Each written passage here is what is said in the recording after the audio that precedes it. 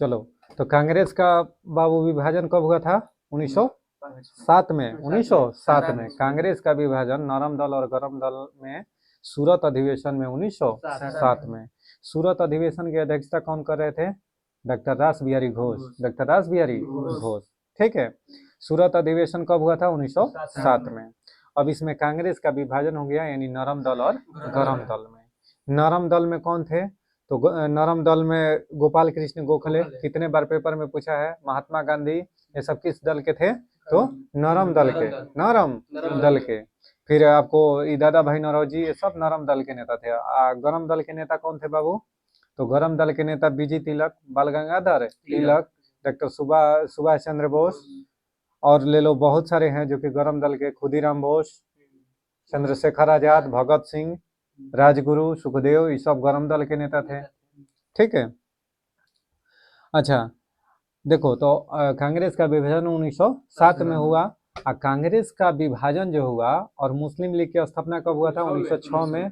तो ये मुस्लिम लीग अलग था, कांग्रेस का भी विभाजन हो गया 1907 में, नरम दल और गरम दल। तब बाल गंगाधर तिलक के कहने पर क्या हुआ था कि 1916 में लखनऊ पैक्ट हुआ था, लखनऊ समझौता हुआ था। कब हुआ था? 1916 में। इसी में कांग्रेस के जो नरम दल और गरम दल था वह एक हो गया और मुस्लिम लीग भी इसमें मिल गया, ठीक है। तो किस अधिवेशन में कांग्रेस ने पुनः मिल गया? तो 1916 के लखनऊ समझौता में। कांग्रेस के दूसरा बार विभाजन कह देगा कि कब हुआ था? पहला वाला तो सब जानता है, 1918 के अधिवेशन में। कांग्रेस के 1918 के अधिवेशन में कांग्रेस का दोबारा क्या हुआ था? विभाजन हुआ था, ठीक है। अच्छा, बंगाल विभाजन कब रद्द हुआ था बाबू? तो बंगाल विभाजन 1911 में, लॉर्ड हार्डिंग द्वितीय के शासनकाल था। उसी समय में क्या हुआ था कि ये कौन आ रहे थे उधर से? मैरी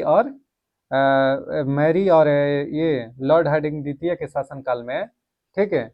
कौन आया था इंग्लैंड से? लॉर्ड हार्डिंग द्वितीय के समय में इंग्लैंड के राजा, इंग्लैंड से कौन आया था जो कि बंगाल विभाजन को रद्द किया था? बताओ कौन था? मेरी उसके साथ में आया था, और वह कौन था? जल्दी बताओ, तुम लोग बहुत पढ़े हो, ठीक है। जिसके कि कहने पर क्या हुआ था? बंगाल विभाजन रद्द हुआ था 1911 में। 1911 में ही गेटवे ऑफ इंडिया बनाया गया था, उसी के स्वागत में, उसी के गेटवे ऑफ इंडिया, ठीक है। अब बताओ तुम, यहाँ तक तो हो गया। वेलेंटाइन सिरोले ने बाल गंगाधर तिलक को क्या कहा था? असंतोष का जनक। बाल गंगाधर तिलक को असंतोष का जनक किसने कहा था? वेलेंटाइन सिरोले ने। अब बाल गंगाधर तिलक के फेमस पुस्तक का नाम क्या क्या है? तो गीता रहस्य किसने लिखा था? बाल गंगाधर तिलक। गीता रहस्य हो गया, और कौन सा? तो केसरी और मराठा। केसरी जो था वो मराठी में, केसरी जो पुस्तक था वह किस में लिखा गया था? मराठी भाषा में। जबकि मराठी जो था ना पुस्तक, वो अंग्रेजी में। मराठी पुस्तक किस में? याद हो गया? तो बाल गंगाधर तिलक के द्वारा 3 महत्वपूर्ण पुस्तक, गीता रहस्य, गीता, मराठी और केसरी, 3 पुस्तक के लेखक कौन है? बाल गंगाधर तिलक। बाल गंगाधर तिलक ने गणेश महोत्सव महाराष्ट्र में, मुंबई में गणेश उत्सव मनाना शुरू कराए थे 1893 में। 1893 में। और शिवाजी महोत्सव की शुरुआत 1895 में किसने शुरू किया था? तो बाल गंगाधर तिलक, यानी बीजी तिलक ने। ओके, अब आ जाओ, इधर था ना होमवर्क में, खेल जगत में 23 जून को अंतर्राष्ट्रीय ओलंपिक दिवस के रूप में मनाया जाता है। 23 जून को अंतर्राष्ट्रीय ओलंपिक दिवस के रूप में मनाया जाता है, ठीक है। बताओ तो बाबू, 15 जनवरी किस डे के रूप में मनाया जाता है? 15 जनवरी, जल्दी बताओ। थल सेना दिवस, 15 जनवरी। 10 जनवरी हास्य दिवस, या 10 जनवरी हिंदी दिवस के रूप में भी मनाया जाता है, ठीक है। अब बताओ बाबू, तुमको 26 जनवरी गणतंत्र दिवस, 26 जनवरी गणतंत्र दिवस, और बता दो 30 जनवरी सर्वोदय दिवस, कुष्ठ रोग निवारण दिवस। महात्मा गांधी के मृत्यु हुआ था उसी दिन, तो शहीद दिवस भी कब है? 30 जनवरी को है। 30 जनवरी को तीनों दिवस, सर्वोदय दिवस, कुष्ठ रोग निवारण दिवस और शहीद दिवस। शहीद महात्मा गांधी की मृत्यु कब हुआ था? 30 जनवरी 1948 को। 30 जनवरी 1948 को। जन्म पूछ देगा तो 2 अक्टूबर 1869 में। ठीक है। 1879 में किसका जन्म हुआ था? सरोजनी नायडू। सरोजनी नायडू 13 फरवरी 1879। ठीक है। अब बताओ, प्राचीन ओलंपिक खेल का शुरुआत कहाँ से हुआ था बाबू? तो यूनान के, बताओ, ओलंपिया शहर से। ठीक है। यानी यूनान के ओलंपिया शहर से 776 ईसा पूर्व में प्रारंभ हुआ था ओलंपिक खेल। फिर क्या हुआ था कि यह 394 ईस्वी तक चला। उसके बाद रोम के एक राजा था, इटली की राजधानी मुद्रा लीरा। मुद्रा लीरा। इटली में टाइबर नदी, कौन नदी? तो रोम किस नदी के किनारे स्थित है? टाइबर नदी के किनारे स्थित है। रोम किस नदी के किनारे स्थित है बाबू? टाइबर नदी के किनारे स्थित है। लंदन किस नदी के किनारे स्थित है? टेम्स नदी के किनारे। फ्रांस की राजधानी पेरिस सींध नदी के किनारे। फ्रांस की राजधानी पेरिस सींध नदी के किनारे स्थित है। ठीक है।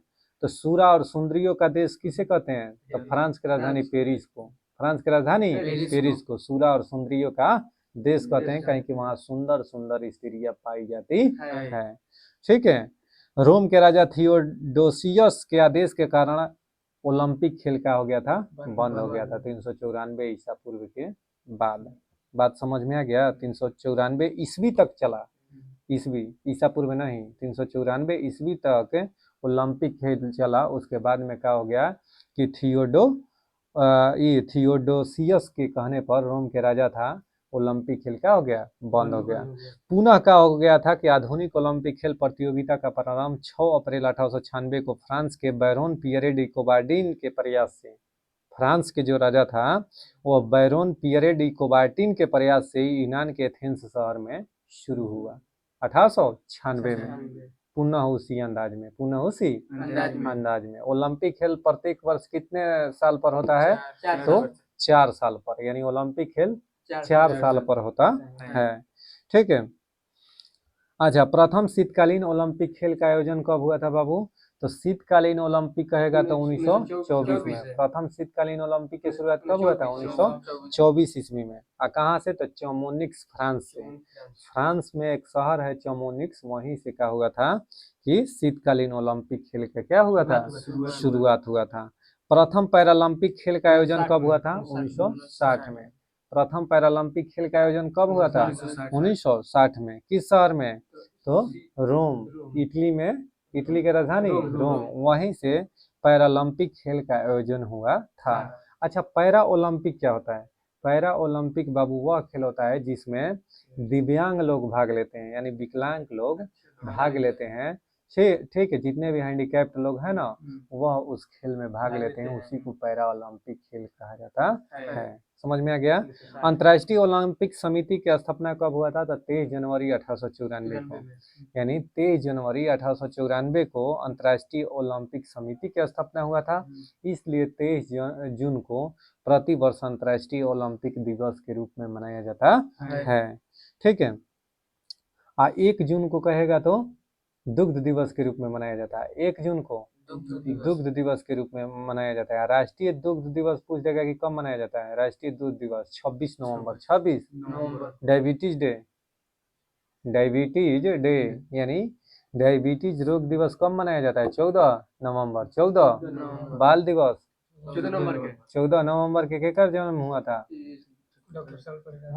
अरे सर्वपल्ली राधाकृष्णन, मारेंगे ना पौड़ा। जवाहरलाल नेहरू के ना रे। ठीक है।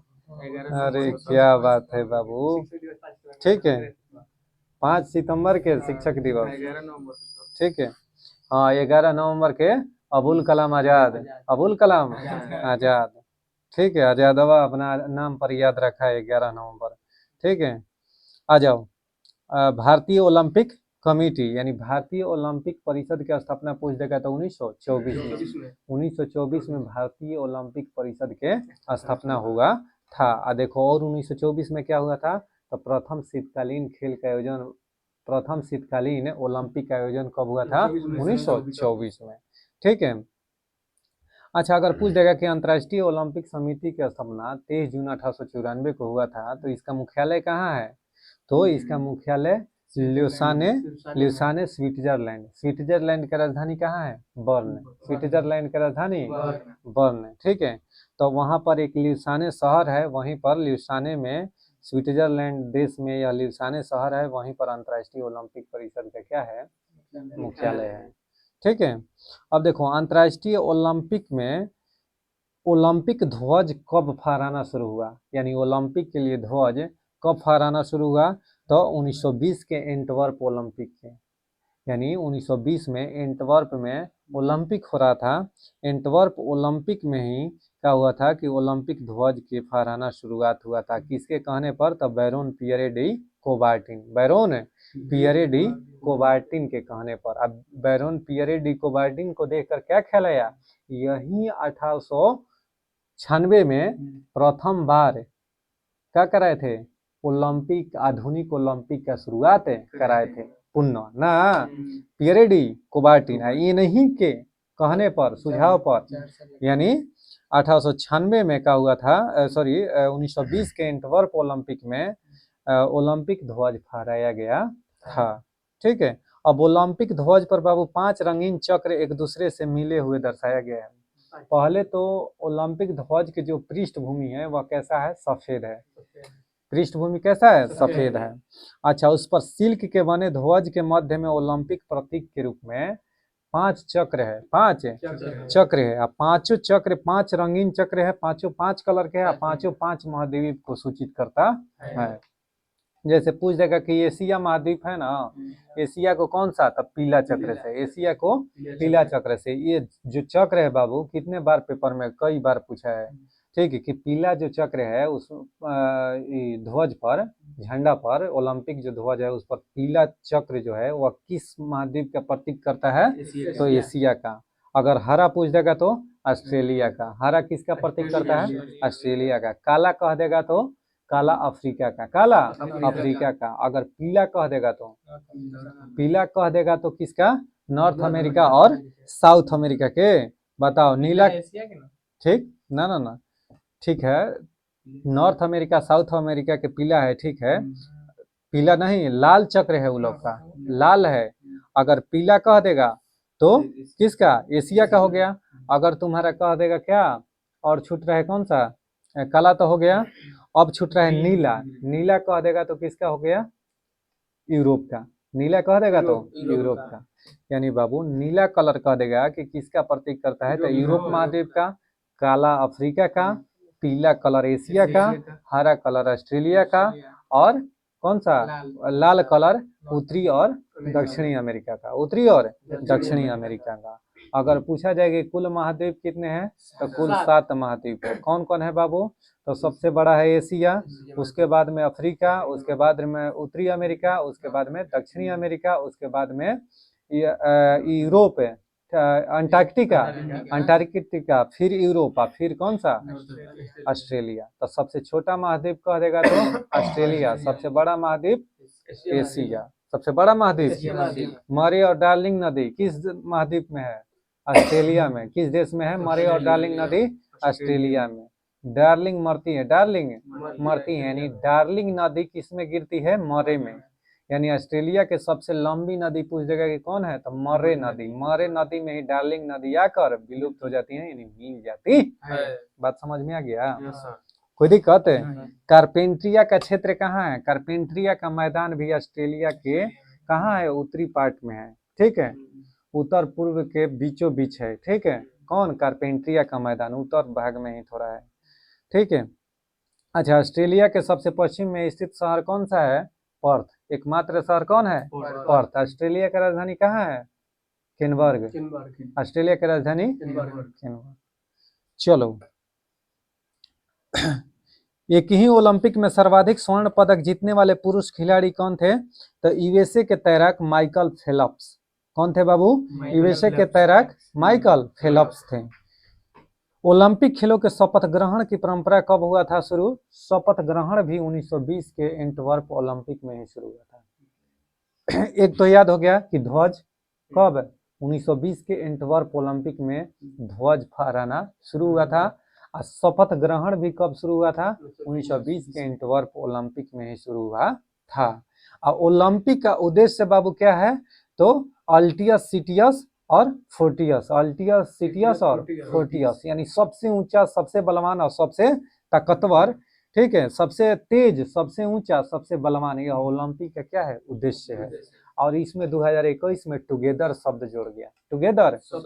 तो पूछा जाएगा कि ओलंपिक के उद्देश्य में, ओलंपिक के उद्देश्य में टुगेदर शब्द कब जोड़ा गया था? तो 1921 2021 में, यानी 2021 में टुगेदर शब्द को क्या किया गया बाबू?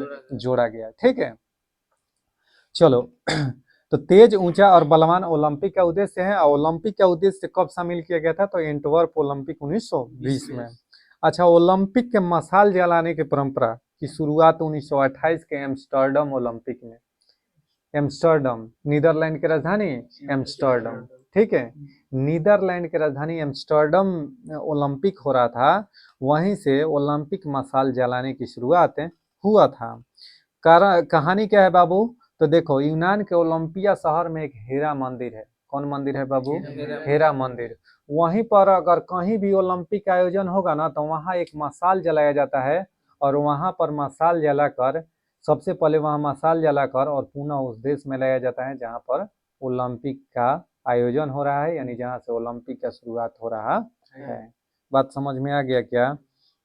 ओलंपिक खेलों का टीवी पर प्रसारण, ओलंपिक खेल के टीवी पर कब से दिखाना शुरू हुआ था? तो 1960 के रोम ओलंपिक में। 1960 के रोम ओलंपिक। और 1960 में जो रोम ओलंपिक हुआ था, तो वह कौन सा ओलंपिक हुआ था? तो पैरा ओलंपिक, पैरा ओलंपिक ना, इटली की राजधानी रोम। मुद्रा लीरा, मुद्रा रोम जो है किस नदी के किनारे स्थित है? टाइबर नदी के किनारे। अर्जेंटीना की राजधानी ला प्लाटा, कौन नदी के किनारे? अरे अर्जेंटीना की राजधानी ब्यूनस आयर्स, अर्जेंटीना की राजधानी ब्यूनस आयर्स, वह किस नदी के किनारे स्थित है? तब ला प्लाटा, तब ला प्लाटा नदी है, ला प्लाटा। तो अर्जेंटीना की राजधानी ब्यूनस आयर्स किस नदी के किनारे स्थित है? ला प्लाटा नदी के किनारे। ठीक है, अब देखो, भारत की ओर से ओलंपिक खेलों में भाग लेने वाला प्रथम खिलाड़ी एक एंग्लो इंडियन नॉर्मन प्रिजार्ड है। यानी अगर पूछेगा कि भारत की ओर से ओलंपिक खेलों में भाग लेने वाला प्रथम खिलाड़ी कौन था, तो एंग्लो इंडियन था। एंग्लो इंडियन उसको कहते हैं बाबू कि जो अंग्रेजी है आकर भारत में नागरिकता ले लिया है, तो उसको एंग्लो इंडियन कहते हैं। एंग्लो इंडियन, उसी को आंग्ल भारतीय कहा जाता है। ठीक है, नॉर्मन प्रिजार्ड था वो, जिसने 1900 ईस्वी में द्वितीय ओलंपिक में भाग लिया था एथलेटिक्स स्पर्धा में। ठीक है, यानी एथलेटिक में वो क्या किया था? नॉर्मन प्रिजार्ड ने भाग लिया था। क्रिकेट को पहली और आखिरी बार 1900 ईस्वी के पेरिस ओलंपिक में, यानी 1900 ईस्वी में जो पेरिस ओलंपिक हुआ था बाबू, उसी में क्रिकेट को पहली और आखिरी बार शामिल किया गया था। किसमें? 1900 ईस्वी में, 1900 ना, पेरिस ओलंपिक में एक ही बार शामिल हुआ, उसके बाद में हटा दिया गया, लेकिन फिर शामिल होने की बात कह दिया गया। अगला ओलंपिक जो होगा फिर पुनः कहाँ? पेरिस में होने वाला है। 2024 के ओलंपिक तो हो गया, 2024 का ओलंपिक हो गया पेरिस फ्रांस में। अब 2028 के ओलंपिक में क्या होगा कि क्रिकेट होगा, फिर ओलंपिक में देखने को मिलेगा क्रिकेट। ठीक है, क्रिकेट में खिलाड़ियों की संख्या 11, क्रिकेट और हॉकी और फुटबॉल तीनों में खिलाड़ियों की संख्या। बेसबॉल में खिलाड़ियों की संख्या 9। अमेरिका के राष्ट्रीय खेल बेसबॉल, अमेरिका के राष्ट्रीय खेल ना। अब देखो, तीरंदाजी कहाँ के राष्ट्रीय खेल है? भूटान के, भूटान के। क्या है? कबड्डी कहाँ के? नेपाल के। कबड्डी ना, भारत के। हॉकी भारत के। हॉकी भारत में सर्वप्रथम 1920 के ओलंपिक में अपने खिलाड़ियों का दल भेजा। इस दल को यानी भारत ने सर्वप्रथम 1920 ईस्वी के जो एंटवर्प ओलंपिक हुआ था ना बाबू, उसमें अपने खिलाड़ियों का दल भेजा था। किसने? भारत ने। ओके, चलो अब बताना, ओलंपिक एथलेटिक्स स्पर्धा के फाइनल में पहुंचने वाले प्रथम भारतीय कौन थे? मिल्खा सिंह। कौन थे? मिल्खा सिंह। ठीक है, चलो, ओलंपिक खेलों में सर्वाधिक स्वर्ण पदक जीतने वाली महिला खिलाड़ी का नाम क्या है? लरीना लाबेनिना, लरीना लाबे, लरीना लाबेनिना, लरीना लाबेनिना, ठीक है। ओलंपिक खेलों में सर्वाधिक स्वर्ण पदक जीतने वाली महिला थी। कोई दिक्कत है? रुक गई ना। चलो दोस्त, अब भारतीय संविधान की ओर बढ़ते हैं। कहाँ पर? भारतीय संविधान की ओर। भारतीय संविधान के विकास का संक्षिप्त इतिहास क्या है? तो देखो कैसे कैसे हमारे भारतीय संविधान का विकास हुआ, अब यहाँ से हम लोग पढ़ते हैं कि 1757 की क्रांति, 1757 में प्लासी का लड़ाई हुआ था, प्लासी का युद्ध हुआ था। प्लासी के युद्ध किसके बीच में? तो सिराजुद्दौला और अंग्रेजों के बीच में, सिराजुद्दौला और अंग्रेजों के बीच में। प्लासी के युद्ध में अंग्रेजों का नेतृत्व किसने करा था? तो 1757 में रॉबर्ट क्लाइव अंग्रेजों का नेतृत्व कर रहा था। इन दोनों के बीच में युद्ध होता है और सिराजुद्दौला के क्या होता है, उसके प्रिय जो संरक्षक था मिर्जाफर के धोखाधड़ी के चलते क्या होता है, सिराजुद्दौला पराजित हो जाता है। समझ में आ गया? तो 1757 की लड़ाई हार जाता है कौन? सिराजुद्दौला। प्लासी का युद्ध, प्लासी कहाँ है बाबू? तो पश्चिम बंगाल में। प्लासी कहाँ है?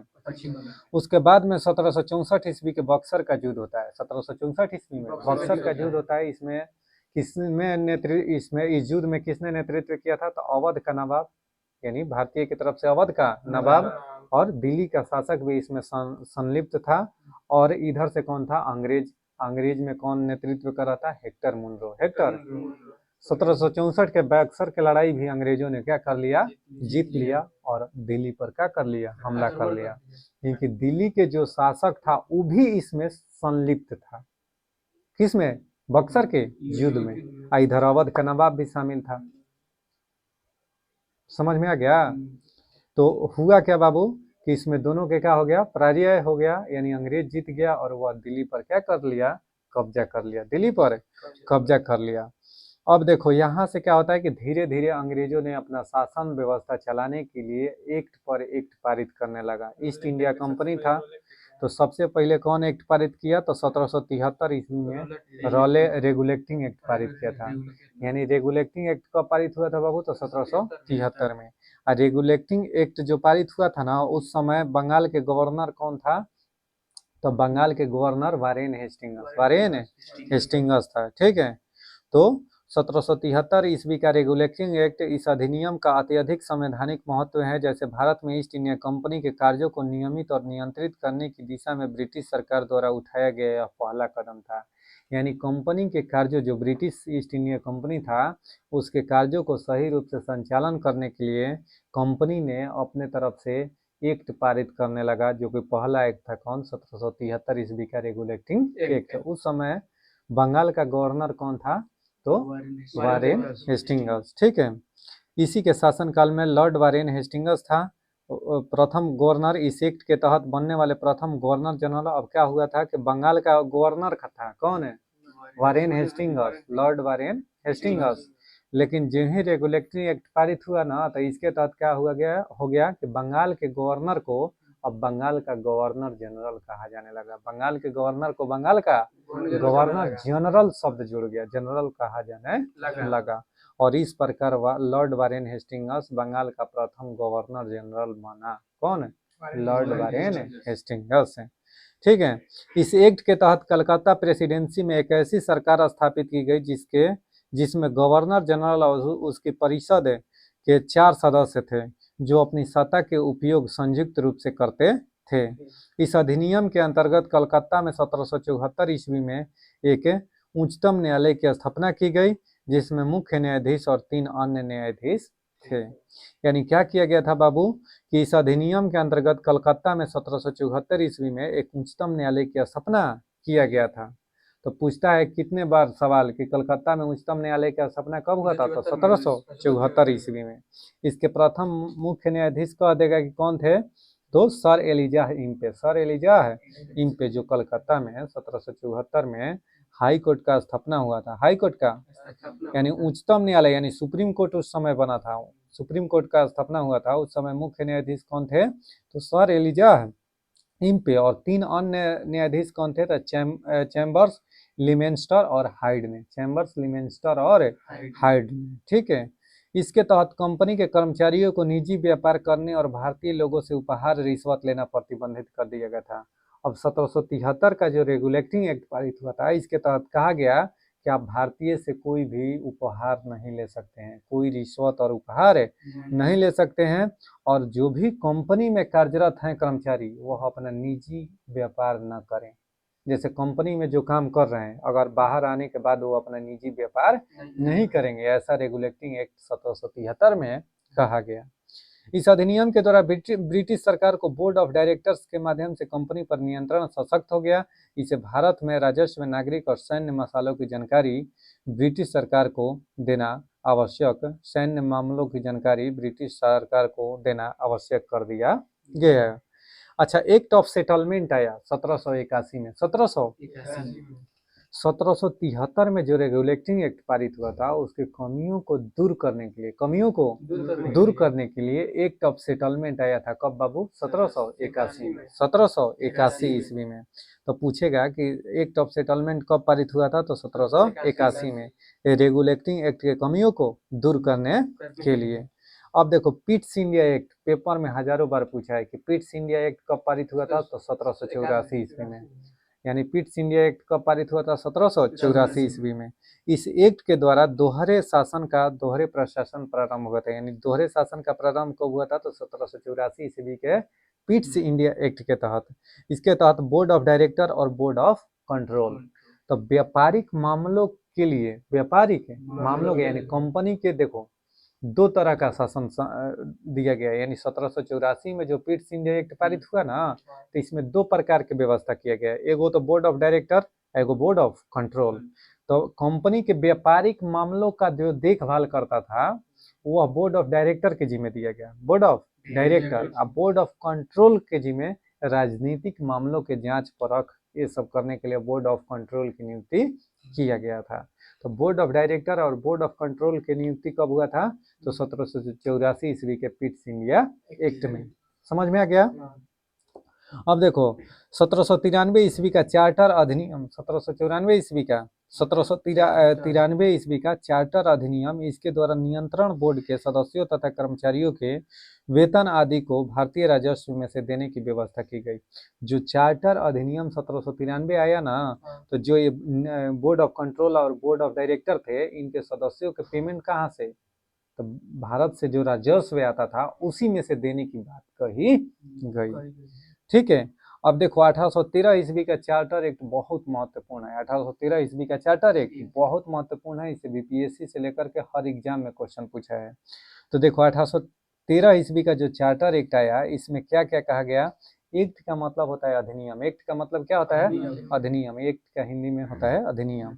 इस अधिनियम की मुख्य विशेषता है कि कंपनी के अधिकार पत्र को 20 वर्षों के लिए बढ़ा दिया गया। यानी जो कंपनी का एक्सपायरी डेट हो रहा था, उसके अधिकार को 20 वर्ष के लिए क्या कर दिया गया, बढ़ा दिया गया। किस एक्ट के द्वारा? तो 1813 ईस्वी के चार्टर एक्ट के द्वारा कंपनी, जो ब्रिटिश ईस्ट इंडिया कंपनी था, उसके कार्यकाल और कितना बढ़ा दिया गया, 20 वर्ष के लिए बढ़ा दिया गया। अच्छा, कंपनी के भारत के साथ व्यापार करने के एक अधिकार को छीन लिया गया। यानी जो कंपनी के भारत के साथ व्यापार करने का एक अधिकार को क्या कर लिया गया, छीन लिया गया। किंतु उसे चीन के साथ व्यापार एवं पूर्वी देशों के साथ चाय के व्यापार के संबंध में 20 वर्षों के लिए एक अधिकार प्राप्त रहा। यानी कहा कि किंतु उसे चीन के साथ व्यापार एवं पूर्वी देशों के साथ चाय के साथ व्यापार करने के लिए 20 वर्षों के लिए एक अधिकार प्राप्त हो गया। तो कितने बार पूछा गया कि भारत के साथ व्यापार के एक अधिकार को छीन लिया गया, किस एक्ट के द्वारा? तो 1813 ईस्वी के चार्टर एक्ट के द्वारा। याद रखना, 1813 ईस्वी के चार्टर एक्ट के द्वारा ही भारत में ईसाई पादरियों के आगमन हुआ। यानी उसे ईसाई धर्म का भारत में प्रचार करने और भारत में आगमन किस एक्ट के तहत हुआ? 1813 ईस्वी के चार्टर एक्ट के द्वारा। ना तो इससे पहले 1813 ईस्वी से पहले भारत में कोई ईसाई अपना धर्म का प्रचार नहीं करता था। यानी ईसाई मिशनरियों का भारत में आगमन कब हुआ था? 1813 ईस्वी के चार्टर एक्ट के द्वारा। 1813 ईस्वी के चार्टर एक्ट के द्वारा ही प्रति वर्ष है ये प्रति वर्ष 1 लाख रुपया किस पर, शिक्षा पर खर्च करने की व्यवस्था किया गया था 1813 ईस्वी के चार्टर एक्ट के द्वारा ही। चलिए दोस्तों, यहीं पर वीडियो को समाप्त करते हैं। उम्मीद करते हैं कि यह वीडियो आपको अच्छा लगा होगा। अगर यह वीडियो अच्छा लगे तो कृपया करके दोस्तों के पास शेयर, सब्सक्राइब और लाइक करना न भूलें। जय हिंद, जय भारत। मिलते हैं नेक्स्ट डे की वीडियो में।